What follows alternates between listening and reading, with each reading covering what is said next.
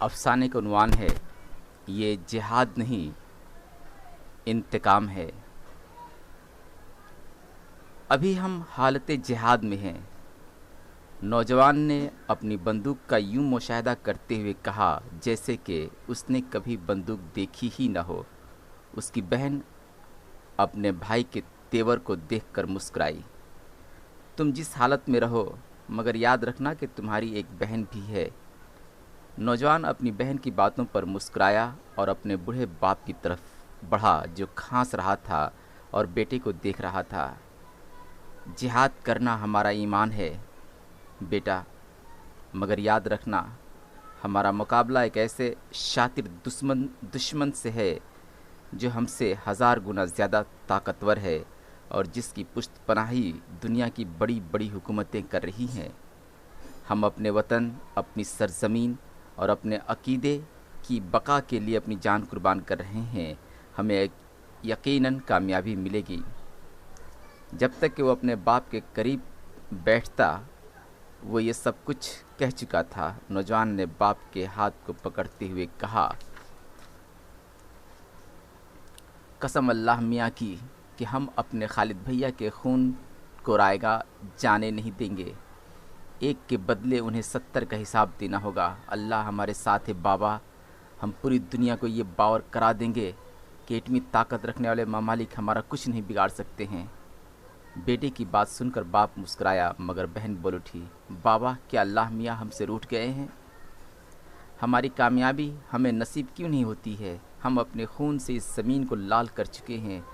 ہمیں ابھی اور کتنی جانیں نچھاور کرنی پڑیں گی؟ بھائی بہن کو دیکھ رہا تھا اور باپ پھر کھانسنے لگا اور اس نے کھانستے ہی کھانستے کہا، کامیابی تو صرف اللہ ہی عطا کرنے والا ہے۔ بیٹی یہ سن کر چیخ پڑی، اے اللہ کیا تو ہمارا نگہبان نہیں؟ بیٹا بہن کی طرف دیکھ کر اٹھا اور اسے سنبھالتے ہوئے کہا، بہن ایمان بنائے رکھو ورنہ پھر سے کلمہ پڑھنا پڑے گا۔ جب تک کہ حشیم پکارتا ہوا ایک خوبرو نوجوان ہاتھ میں کلاشنکوف رائفل لیے اندر گھس آیا۔ قسم اللہ کی تمہیں کہاں کہاں نہیں ڈھونڈا۔ حشیم بہن کو دیکھتے ہوئے کہا، ہم بھی نگہبان عسکر ہیں۔ بہرحال کہو میاں سلام الدین، سب خیریت تو ہے؟ سلام الدین نے گھر میں پڑی ایک پرانی کرسی پر بیٹھتے ہوئے کہا، اسرائیلی فوج نے پھر ہماری بستی میں گھس کر ہمارے گھروں کے اندر گولیاں چلائیں۔ نتیجتاً کچھ عورتیں اور کچھ بچے شہید ہو گئے اور ہم کچھ نہیں کر پائے۔ چلو ڈھونڈ کر انہیں گولی مارتے ہیں۔ نہیں حشیم، زندگی اور موت کی اس کھیل میں جذبات کا دخل ہمیں تباہ و برباد کر سکتا ہے۔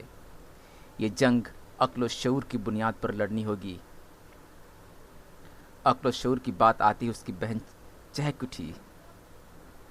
اس وقت دشمنان اسلام پوری قوت میں ہے تو ہمیں کیا طریقہ اپنانا چاہیے؟ اس نے سوچتے ہوئے جواب دیا، بہن ہم سکون سے رہنا چاہتے ہیں مگر وہ ہمیں رہنے نہیں دیتے۔ ہم مصالحت کی طرف قدم بڑھانا چاہتے ہیں مگر وہ ایسا کرنے نہیں دیتے۔ ان کا ارادہ صرف ہماری سرزمین کو خون آلود کرنے کا ہی نہیں ہے بلکہ وہ ہمیں نشانہ بنا کر پوری دنیا کے مسلمانوں کے حوصلے پست کرنا چاہتے ہیں۔ کیا ہم گونگے ہو جائیں گے؟ ہرگز نہیں، ہم جان دے دیں گے مگر ظالموں کے ظلم کو برداشت نہیں کریں گے۔ خدا یقیناً ہماری مدد کر رہا ہے کہ ہم حق پر ہیں۔ یہ کہتے ہی وہ خاموش ہو گیا۔ حسیم کو کچھ اشارہ کیا اور دونوں بوڑھے باپ اور بہن کو سلام کرتے ہوئے باہر نکل گئے۔